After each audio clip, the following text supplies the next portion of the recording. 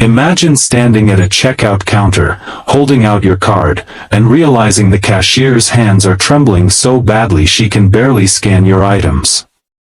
You ask her why, and the answer she finally gives changes everything you thought you knew about courage, kindness, and doing what's right. Stay with me till the end. You won't believe what happened when one single dad decided not to stay silent. Before we begin, if you believe kindness can change lives, please like this video and subscribe to Kindness Stories so we can keep sharing true and inspiring tales. It was late evening at a small-town grocery store in Portland, Oregon.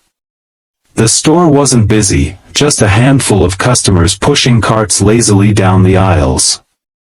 Daniel Carter, a 36-year-old single dad, was in line with a few groceries. His 7-year-old daughter, Emily, was beside him, holding a box of cereal like it was the most precious thing in the world. When they reached the counter, Daniel noticed the cashier. She looked about 23, maybe 24, was struggling to scan the items. Her name tag read Sophie.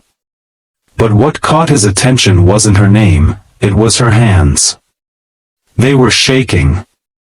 Not the kind of shaking you get from being cold, but the kind that comes from nerves, fear, or something much deeper. Daniel placed the milk on the counter and watched her fumble with the scanner. "Hey, are you okay?" he asked gently. She gave a small smile, the kind that says I don't want to talk about it, and mumbled, "Yeah, I'm fine, just a bit tired." But Daniel wasn't convinced.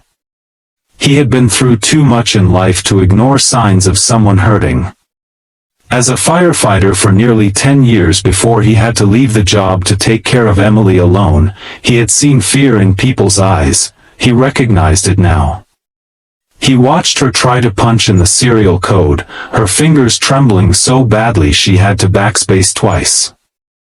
"Are you sure?" he pressed softly.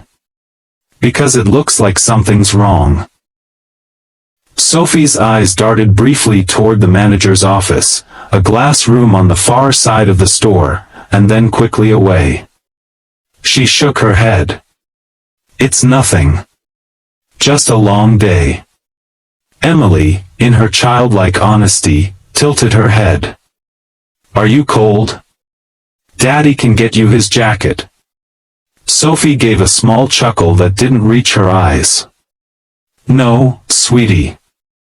That's very kind, but I'm fine." Daniel's gut told him she was hiding something. He wanted to push further, but he also didn't want to embarrass her in front of other customers. So he paid, thanked her, and started to walk away, yet something in him wouldn't let it go. Halfway to the exit, he turned around and saw Sophie lean against the counter for just a moment, as if trying to steady herself. Then the store manager, a stocky man in his 40s with a permanent scowl, stepped out of his office and barked something at her in a low but sharp tone. She stiffened instantly. That was the moment Daniel knew, this wasn't about tiredness. He went back to the counter, waiting until the other customer had left. "Listen," he said quietly, leaning in just enough so Emily wouldn't overhear, "I've noticed you keep looking toward your manager's office. If there's something wrong, you can tell me." Sophie's lips parted, then closed again. "I really shouldn't," she whispered. It's nothing I can talk about." Daniel lowered his voice further. "I'm a dad. I've seen enough to know when someone's in trouble. I'm not going to walk away without making sure you're okay." For a moment, she looked like she might cry. She glanced at the manager's office again, then at Daniel. Her fingers tightened around the edge of the counter. Finally, in the faintest voice, she said, "It's him. He harasses me." Daniel felt his chest tighten. "Harasses you? How?" Her eyes glistened. "Comments, touching my shoulder when he walks by, standing too close, saying things no one should ever say to someone at work. I told him to stop once. And he cut my hours. Daniel's jaw clenched. How long has this been going on? 6 months, she whispered. I need this job. My rent's overdue, Anne. I just can't afford to make him angrier. The weight of her words hit Daniel hard. He looked at Emily, who was blissfully unaware, humming to herself as she played with a keychain. He knew what it was like to feel powerless. He'd been there after his wife passed away, when bills piled up and every day felt like a battle. He took a deep breath. Sophie, you don't have to deal with this alone. She shook her head. Please, don't say anything. It'll just make things worse. But Daniel wasn't the type to stand by. Daniel didn't confront the manager right there, not with Emily present and Sophie already so shaken. Instead, he told Sophie he'd be back, then took Emily to the car and called his sister to watch her for a couple of hours. When he returned, the store was quieter. Sophie was still at the counter, forcing a smile for customers. Daniel waited until the line was gone before walking up again. I know you told me not to get involved, he began, but I can't pretend I didn't hear what you said. Sophie's eyes widened in alarm. Please, Daniel. I'm not going to start yelling at him in the middle of the store, he assured her. But I know the law. I know there are ways to make him stop, and I'm willing to stand by you while you report this. Her lips trembled. I'm scared. I know, he said softly. But courage isn't about not being scared. It's about doing the right thing anyway. After a long pause, she whispered, what if no one believes me? Daniel leaned in. Then they'll have to deal with me. I've seen men like him before, and they get away with it because people stay silent.